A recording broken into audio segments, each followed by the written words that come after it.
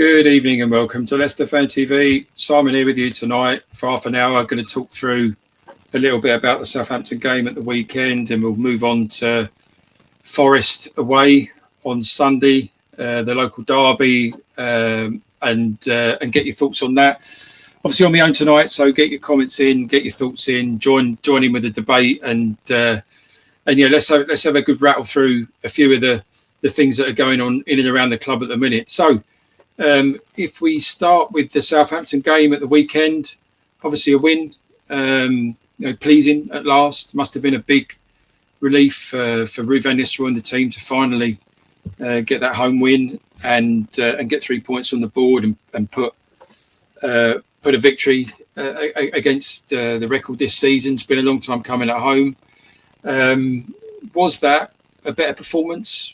Did we improve our game against Southampton, or was it actually just a very poor side that we played? Tell me what you think. Get your comments in, as I say.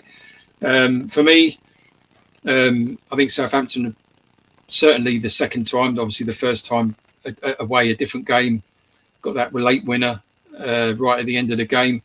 But for me, there wasn't really much for me to get out of that. I thought it was kind of two championship teams going at each other, really, and statistically, obviously, Southampton are still, unless they pick up another point between now and the end of the season, the worst team that the Premier League's seen. So, tell me what you think about that. Andy, good evening to you. Thanks for joining me.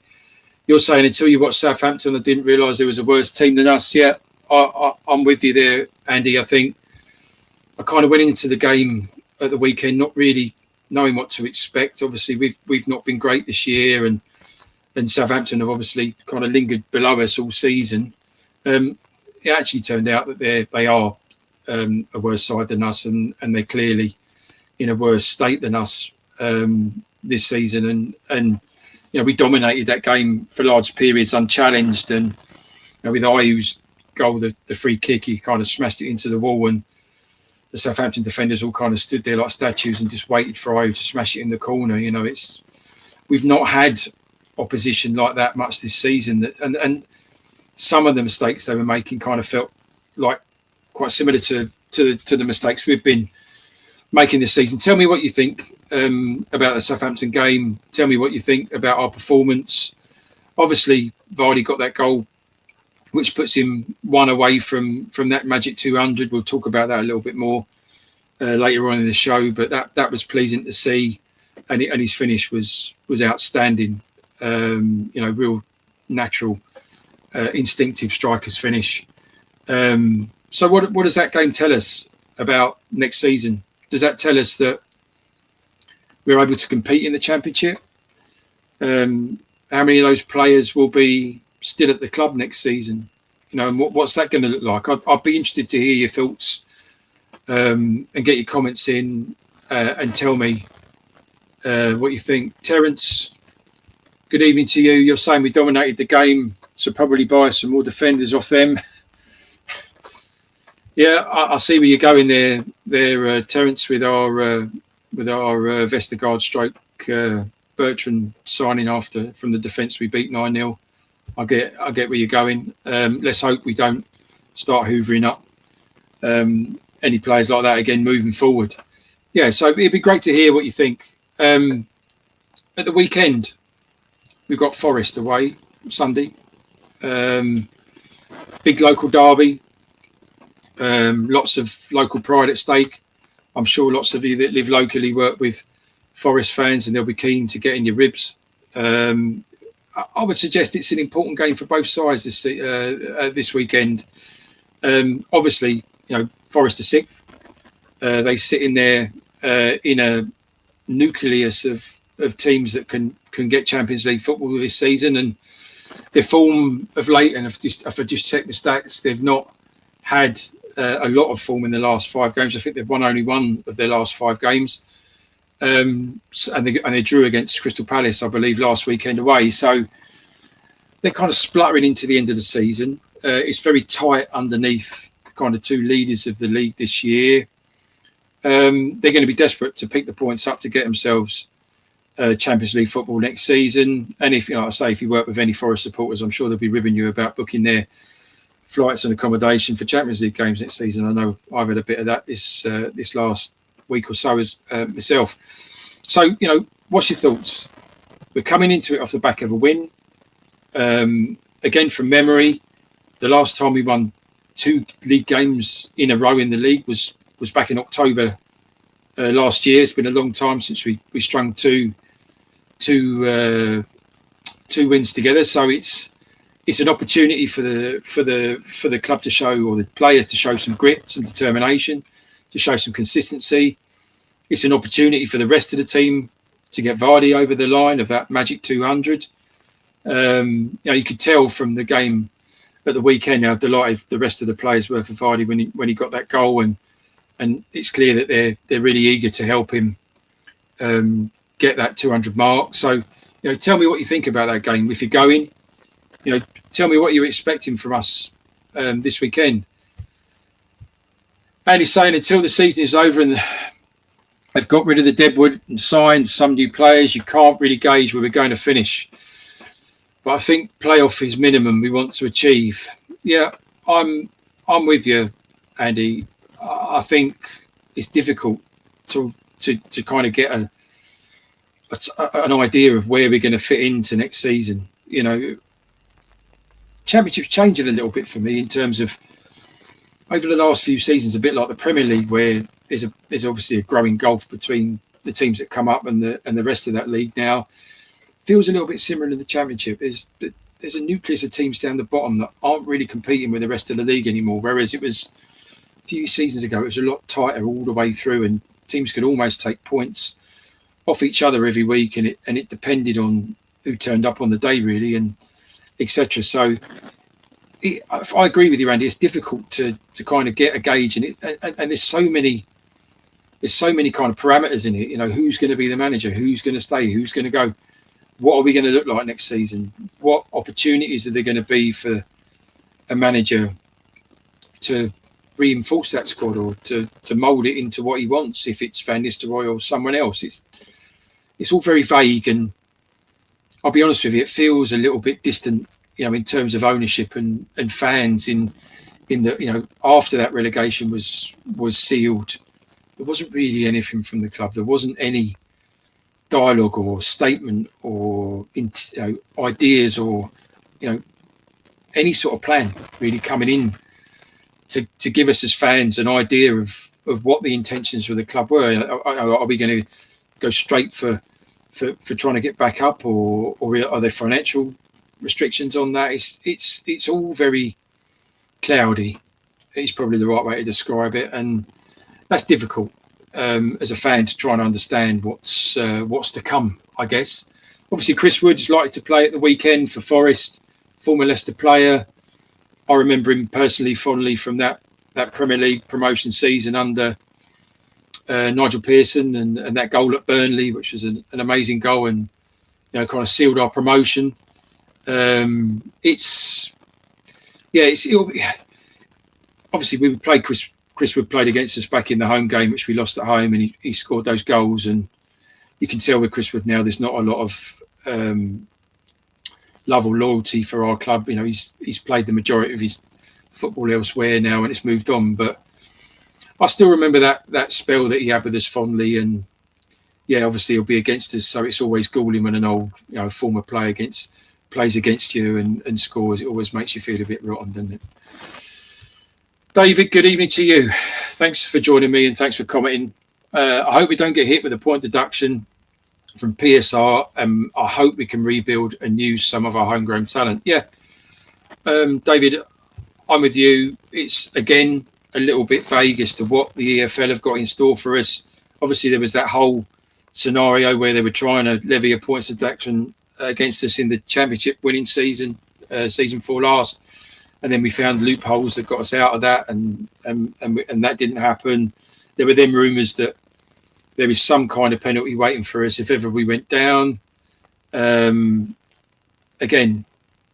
whether the club knows something about that and we don't, who knows? But it's all going to have an impact on on our season next season, and it makes it difficult to understand, where we'll be and how we'll compete and whether we will be competing at the top of the league.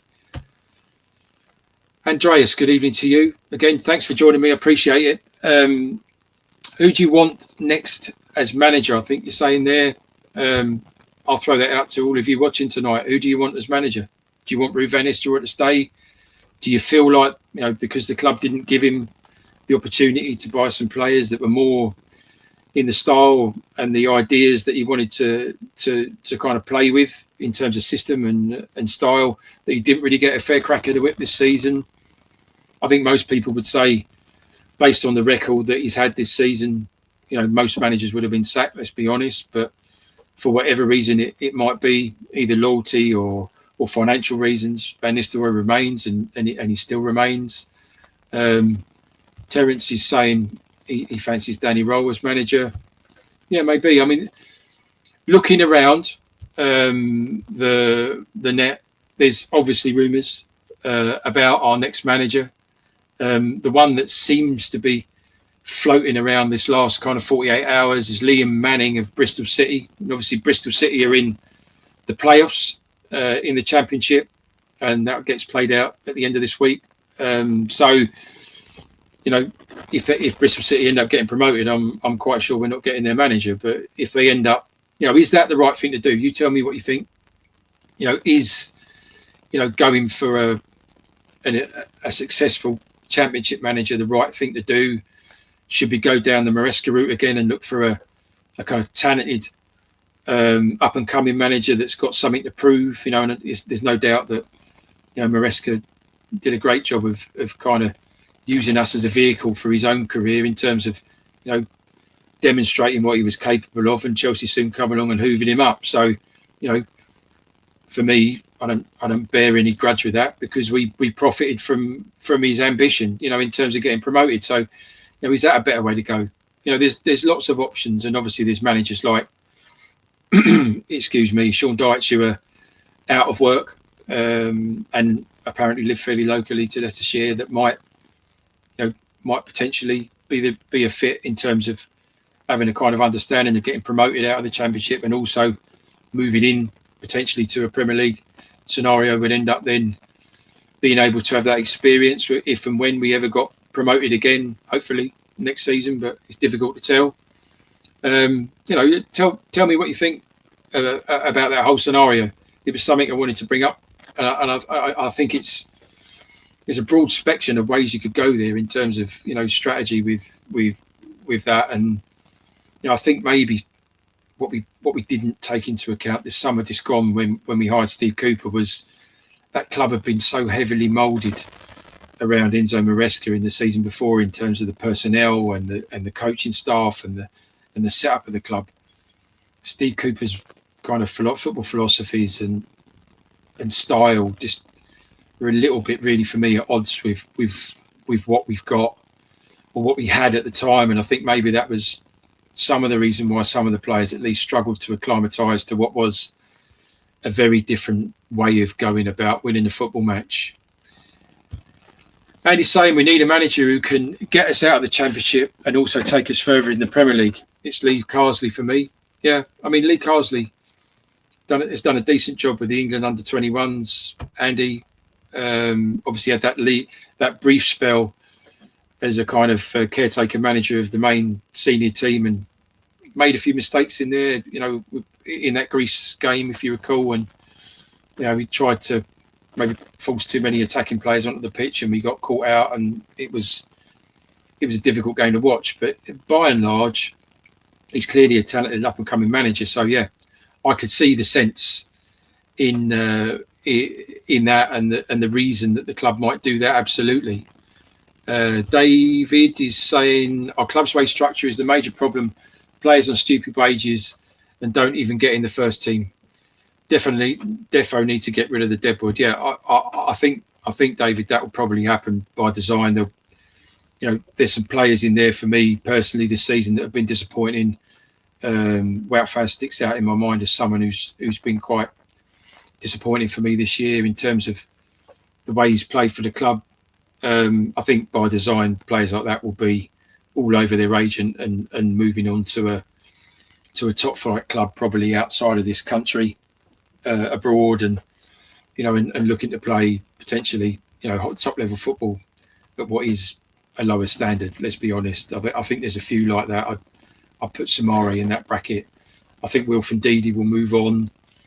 Not necessarily to maybe to another Premier League club, maybe one of the ones that's just been promoted, or the likes of Wolves and some of those clubs that are kind of hanging around the bottom part of the Premier League. I think he could fit in somewhere like that. I think we'll see some of those move on, and of course, in amongst all of that, you've got the Harry Winks dilemma, where he's clearly had quite a significant falling out with the current manager, and has been pushed quite far out of the picture at the minute. A new manager won't want to bring him right at the heart of things again. Certainly in the Championship last season, for me, he was one of our best players, and he's got a lot to offer in the Championship. So it'll be interesting to see how that all pans out. George, before we move on from the manager discussion, is saying Sean Dyche to stable the ship and do what Pearson did years ago. Yeah, Sean, I like your thinking. I think we've lost some of that kind of Nigel Pearson no-nonsense culture at the club over the last few years. I think, for me, from what you hear and what you read and what you see, under Brendan Rodgers, the players were quite mollycoddled, and the culture was very much arm round, supportive. Obviously, with Pearson, there was that as well, but you had to be committed, and Pearson had to make to feel that as a player you were completely committed for him to give you that support. And if he ever felt that you weren't giving it your everything, and you weren't delivering everything you could in training and in games, Pearson would quickly explain to you without really any ambiguity that you weren't really welcome. And I think we kind of lost a little bit at our club of that of late, and maybe that lends a little bit to the way football's become. Maybe you can't treat players like that anymore. Tell me what you think. But yeah, I agree with you, George. I think a little bit more of that. I think it's certainly in our club's history. It's certainly what the fans want to see from their club. And I've lost count the amount of times this season I've said, look, I don't care we get beat, but I just want to go home feeling like we've given it a good go. And there's been too many times this season for me that I've walked away from our stadium just feeling like I've not really got anything from games at all. No commitment, no fight, no belief. It's just, it's been one of them, and it really, and it was almost a kind of a sigh of relief when the eventual kind of relegation came about. It was like, oh God, thank God that's over for me anyway, at least. Andy, you're saying, would you get rid of Winks due to the childish attitude at the moment? Well, I suppose childish is quite a good pun, Andy, because my understanding of that situation is that his wife had recently had a child. He's got a newborn baby in his house, and Van Nistelrooy was asking him to stay one day a week up at the hotel at the training ground, and the argument or disagreement came about because of Winks's personal circumstances and the fact that he didn't want to have to stay away from his family overnight. I mean, the thing I'd say back to that is that this is the second season that Harry Winks has been at the club, yet he's still basing his own personal life and his family in and around London somewhere, which means every time he's coming up for training and going home, there's a long commute in there, which must be tiring. If anyone kind of thrashes up and down the M1, it's a tiring journey. And on top of that, it's a similar thing for games. So, for me, whilst I respect Harry Winks' personal circumstances, I would suggest that if you're going to play for Leicester City, you need to relocate your family in and around the area in order to fully commit to that project. So there's something to be sorted out there, and I think I think maybe a change of manager would change that around for Harry Winks. But if it stays as Van Nistelrooy, I guess that ship sailed, and he's going to have to find pastures new, because it's not obviously not resolved because he's still not around the team set up at the minute. So there's clearly still some kind of issue there in terms of the two of them sorting that out. Michael, good evening to you. You're saying get rid of Winks because he's crap. Fair enough, Michael. That's absolutely your opinion. You're entitled to it. I thought he had a fantastic season in the Championship last season and was key to our, us winning the league and getting promoted back to the Premier League. And I think with the right manager behind him that believed in him, I think he's still got quite a lot to offer in the Championship. I think at that level he's a potent midfielder, and he certainly showed some outstanding performances for me in that Championship winning season. George is saying no, keep Winks and use him. He's a very good Championship player. Yep, that's what I was just saying, George. Indeed, I absolutely agree with you. New manager would change that. Yeah, you're on exactly the same page as me, mate. That I think that whatever's gone on there is between Van Nistelrooy and Winks, and the pivot there is whether Van Nistelrooy is still our manager come next season. Really, for me. A few stats about the Forest game before we move on. And I'll be interested to hear, actually, before I do that, how you feel about that, in terms of that local derby. Obviously their season has been very different to ours. If you actually look at the wage bill structure, there's not a lot of difference between Leicester and Forest in terms of how much we're paying our squads. But, Santos at Forest has really taken that team on to things. And I've heard a few people, and this has rankled me, if I'm honest, and I'd be interested again to hear what you think about this, that, there's been some comparisons in the media about, our Premier League winning season and Forest's season this season. And I don't really like that, because I don't think they are comparable, and whilst I don't think anyone would argue, whatever you dislike or like for Forest, is that they've had a season that punches way above the weight of the squad they've got. There's no comparison to the season we won the Premier League at all. I mean, they're not going to win the Premier League for starters. Not going to happen. Yes, they might make Champions League football. I would compare personally their season this season to more of the seasons under Rodgers, where we were kind of swimming in that 4th to 6th, 7th place for a couple of 3 years, and there were a couple of seasons where we were kind of cemented in those Champions League spots, and we kind of faded through the last month of the season and drifted out into a Europa League place. I'd say their season's similar to that in terms of what they've achieved, and not taking anything away from them. I think they've had an outstanding season, especially in comparison to the recent seasons that have gone before that, where they were struggling. But yeah, I don't agree with that, and it kind of wrangles with me when I see people on the television or whatever saying, "Oh, it's not dissimilar." Well, I think it is. Yeah, I don't think there's any comparison to what we did at all, because we won the Premier League. Forest are not going to do that, and whilst it's a good season for them, for me it's just not comparable. George is saying Forest haven't won anything. We did exactly. Again, on the same page with you, George. They won't even get Champions League. Well, we'll see. And I think that's what I'm asking you all this evening. Is that should that be some motivation for our players on Sunday? To win that game and put a spanner in Forest's season. Just to try and be part of stopping them getting in the Champions League. Should that be important to us? Should we want to kind of get under the skin of that and stop them from getting that Champions League place? Andy's saying unless you win a trophy, there's no comparison. Yeah, I'm with you, Andy. I agree. Like I don't get that comparison at all. For me, there isn't one. They're not going to win anything. So end of. In terms of Forest, with Chris Wood, if he gets a goal or assist this weekend, that will be his 100th goal interaction in the Premier League, which is quite a stat. I know, obviously, had some time at Burnley and at Newcastle. For me, this season's been his best ever season in the Premier League. He seems to get better with age.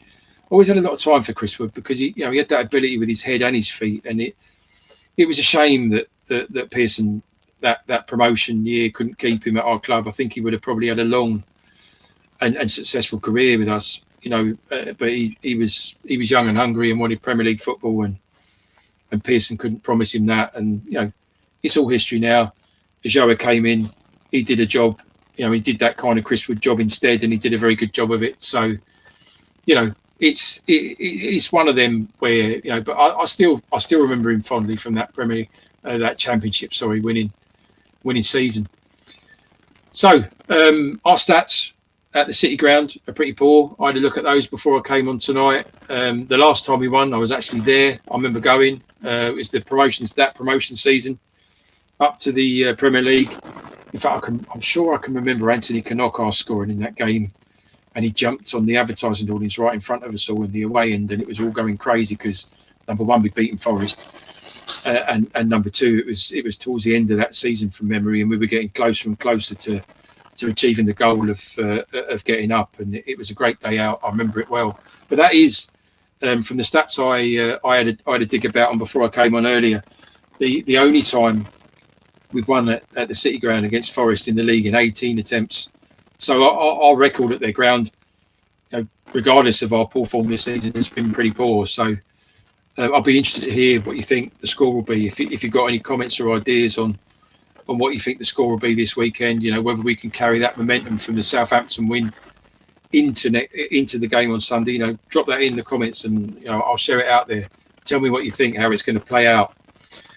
Okay, I wanted to talk a little bit about Top and his notes in the program on the weekend against Southampton. Obviously, it's the first thing that we'd heard from the club in terms of any sort of comment about our relegation. It's been abject silence, as there has been so often, certainly of late, from our club in terms of any sort of statement or information or anything from them on an official basis, in terms of the club. But Top did allude to and pay some attention to the fact that there are some decisions to be made this summer. I think we all know that. It's fairly obvious, but it's the first time anyone in an official capacity at the club has ever said that. He made a point of saying that the fan support of the team has been outstanding this season, despite some difficult games and difficult situations, which I thought was also interesting, because he's making a point of saying the support of the team. Maybe that's just paying a little bit of attention to the fact that there's been some unrest, should we say, in some of the fans towards the hierarchy, the board, should we say, of the club. So I think it was interesting that he made a point of saying it was support of the team. He also said that the club had collectively felt that they had the quality this season to remain in the Premier League. But unfortunately that didn't happen, and they need to learn from it. And I think, that's honest, in terms of, it was clear with the money we spent last summer that we set ourselves up to try and keep in the Premier League. We spent a net spend of 50 million quid. I'm sure a lot of you would argue we spent badly in quite a few examples of that, but we did spend, and we did support in the summer Cooper with some signings. Wasn't to be. It's academic now, but it was clear there was a plan there. And it was, I guess, in hindsight, when you look back on it, a little bit maybe soon, premature, given all of the fact that we now know they kind of put all their eggs in one basket with Cooper in terms of financial support for a manager, and there was going to be nothing in January to get rid of him when they're kind of giving him the money to go and get the players that suited his style of play and what he wanted to do this season. And let's not forget, of course, we weren't in the relegation zone when Steve Cooper got sacked. But yeah, it's academic now. I guess time to move on from all of that. So let's have a quick chat about next season. I know we alluded to it a little bit earlier on, but I'd be interested to get your thoughts on who you want to stay, who you don't, who you think will go. We'll be interested to hear what you think. Drop that in your comments and I'll share it out there. I picked up a little bit of chatter this week about El Canouse. I thought he played well at the weekend against Southampton. He showed his quality. I think we learned from, or I personally, in a way, I learned from the game against Southampton at the weekend that El Canouse is going to be a potent force if we can keep him in the Championship. Because when you're looking at Southampton, that's really what you're comparing that performance against. And for me, I thought he had a really good game, and he stood out more for me than he had done in the games prior to that. And again, alluding to a little bit of the lower standard of opposition, but for me, he looked like he'd be a real potent force in the Championship. And there's been quite a bit of chatter this last kind of week about a clause in his contract in terms of how much another club's got to offer to trigger that to buy him. The rumours floating around, it sits somewhere around the £22 million mark. And my understanding of that, with the sell-on clause from, I think it was Genk, came from in Belgium, from memory, certainly Belgium, that there's about a £6 million a profit to be made based on 22 million over what we've got to pay Genk as a sell-on clause. So if we sell El Khanous, we're going to earn £6 million. And for me, I'd rather not have that £6 million and have El Khanous in our team next season, because I think he's going to be a real dynamo in the Championship. But let me know your thoughts. Is it right to cash in now? Should we do our best to try and keep him? Is he key? Can we build a team next season around his ability, just behind a striker? Tell me what you think. Andy, in regard to what we're talking about now, you're saying Daka first one out the door. Yeah, I wouldn't disagree with you. I think he's had more than enough chances, both in the Championship and the Premier League, to demonstrate that he can be of some kind of worth to the team in terms of his goal scoring exploits. Never quite clicked for him. Never quite clicked. And given his wage and what have you, yeah, I'd agree with you. I think it's time, both for him and for the club, to part ways and move on. George is saying keep El Khanous. I agree with you. For me, if we can do it, absolutely, he needs to stay. Michael, you're saying we're better off keeping him. I agree. If we can find a way to keep Bilal El Khanous at our squad for next season, I think we're the better for it.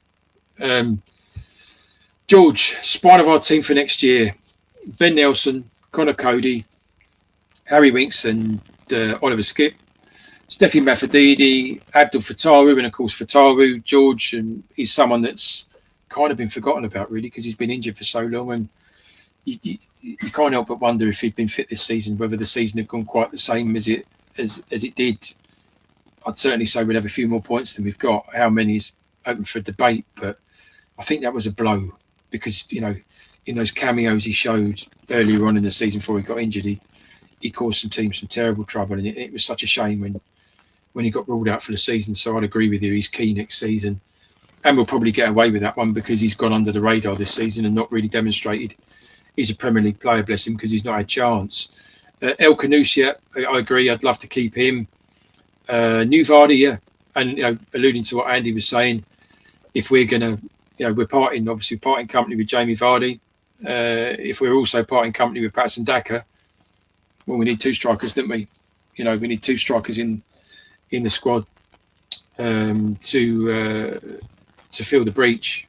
And that's going to be tricky, both in terms of how much money we've got to spend, and in terms of finding a player that's potent.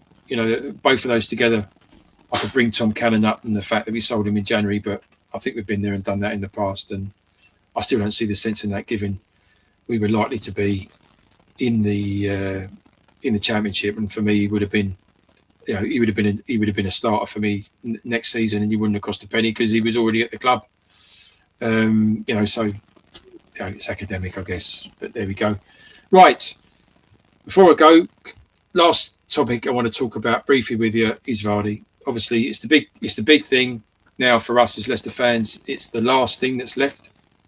The last thing that's left to give us all a little bit of polish on what has been a pretty awful turd of a season, let's be honest, is Vardy getting his 200th goal. So he gets his first bite of the cherry, obviously against Forest on Sunday, and then he gets one more go against Ipswich. So what do you think? Is he going to do it? I know we all absolutely desperately hope that he is. And I feel a bit sorry for Jamie Vardy really this season, because he's put in a real effort. And I'd argue with anybody that said that Jamie Vardy didn't go on a pitch this season and didn't try and give his absolute best. I think he's fed off scraps. I think the way the team's been set up hasn't necessarily suited supplying Vardy in the right way for him to get the opportunities he needs to score. Yeah, it's been difficult for him, and it's kind of a shame that 13 years at a club with so many trophies and so many promotions and successes and all the rest of that good stuff is ending with a relegation. But there is this one thing to do, and I guess we're all absolutely desperate that he does that and he gets there and he becomes, that he gets that 200th goal. And I believe he's just teetering on 500 appearances as well. So he could kind of line the two up together, and that would be fantastic if he did. A few rumours floating around about him. Obviously he's leaving. We all know that. There's been some rumours floating around about him potentially going to another Premier League club. I've picked up this week that Leeds United maybe have got an interest in picking him up on a free transfer in the summer. I'd suggest that as an impact player for a Premier League club, he's still got something to offer. Absolutely, I think we've learnt this season that maybe not necessarily as a week in week out starter, but certainly as an impact player, I think he's got something to offer in the Premier League. And then there's of course the rumours that are going around about him going abroad, and there's talk about America, and I guess the whole situation with his with this legal battle with his wife and the rest of it might play a part in that, and in terms of let's kind of get out of here now and just go somewhere else and enjoy a lifestyle and earn a decent salary. That might come into the equation. It remains to be seen. Saw a little bit of chatter about Glasgow Rangers up in Scotland potentially looking at signing him as well. So he's clearly got plenty of options. For me, the only thing I'm bothered about, and it's the only thing, is that he never ever plays against us. And that's it, because I think both for him and for us as fans, that would just be awful. Right, let's finish off with the last couple of comments then before I call it a night and wish you a good evening. George is saying yes, he'll get it against Ipswich. Yeah, let's hope so. Let's hope he just gets it, George. If he gets it against Forest, I guess it's a kind of double whammy. Number one, it's against Forest, and number two, it's his 200th goal, so that would be great. But if it doesn't happen, yeah, let's hope it's against either of them.